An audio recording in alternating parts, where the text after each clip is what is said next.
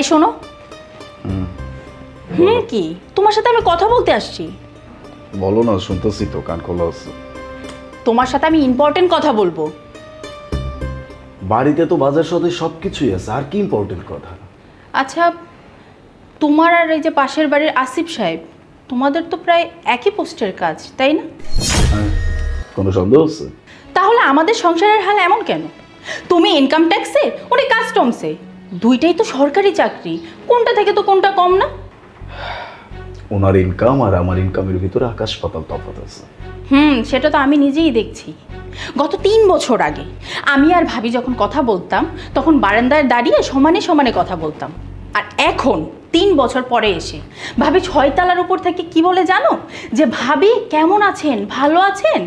আর আমাকে কি করতে হয় জানো? ঘাড় এইভাবে উঁচু করতে হয়, তারপর বলতে হয় হ্যাঁ ভাবি আমি তো ভালো আছি, আপনি ভালো আছেন? ভাবির সাথে কথা বলতে বলতে আমার না ঘাড় ব্যথা করে। তুমি জানো এখন আমার কি অবস্থা? লজ্জায় আমি বারান্দায় যেতে পারি না। তোমার ভাবির সাথে সামনাসামনি দাঁড়িয়ে কথা বলতে হলে আরো 40 বছর অপেক্ষা করতে হবে। 40 বছর? এক্স্যাক্টলি 40 বছর। 40 বছর পরে আমি রিটায়ার্ড করব। পেনশনের যে টাকা পাবো সেটা দিয়ে 2 তলা বা 3 তলা বাড়ি আমি তুলতে পারবো।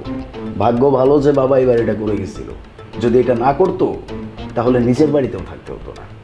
দেখো, আমি কোনো কথাই শুনতে চাই না। আগামী 2 বছরের মধ্যে আমার ডুপ্লেক্স বাড়ি চাই।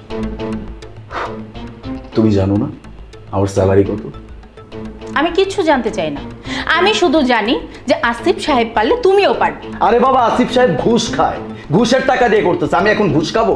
হ্যাঁ খাবে, সমস্যা কোথায়? তুমিও প্রয়োজন হলে ঘুষ খাবে। তার মানে তুমি আমাকে আসিফ সাহেবের মতো হতে বলতেছো?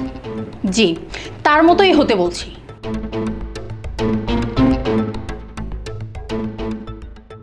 ঠিক আছে, তাহলে তাই করি। আসিফ সাহেব যা যা করে টাকার গরমে আজকের পর থেকে আমি তাই করব। অবশ্যই করবে, বাড়ি করবে, গাড়ি করবে, সব করবে। বাড়ি করব, গাড়ি করব, সাথে উনি প্রতিদিন রাতে যে বারে যায়, মদ খেয়ে বাড়িতে ফিরে তার বউকে উদম পেটায়, আমি সেইটাও করব। ঠিক আছে? তুমি না মাঝে মাঝে মিলাইতেও পারবা না যেটা তোমার হাজবেন্ড নাকি আসিফ সাহেব। তুমি মদ খাবে, তুমি আমাকে পিটাবে? আলবাত করব। টাকা গরম আছে না, তুমি বুঝো না? বউ না পেটাইলে, মদ না খাইলে তো টাকার গরম মিটবে না। তোমাদের জন্য সুবিধা তো। উনিও তার হাজব্যান্ডের মার খায়। এরপরে যখন তোমরা সামনাসামনি দাঁড়িয়ে কথা বলবো না, তখন তোমরা দুইজন গসিপ করবা কি নিয়ে জানো? তুমি তাকে বলবা যে আজকে তার হাজব্যান্ড তাকে কতটুকু মারছে, সে তোমাকে জিজ্ঞেস করবে তোমাকে যে মারছে কতটুকু লাল হয়েছে। বিষয়টা খুব সুন্দর হবে। তুমি আমাকে মারতে পারবে? হ্যাঁ, তো মারতে পারতে হবে না? আসিফ সাহেব যদি পারে তাহলে আমি কেন পারবো না?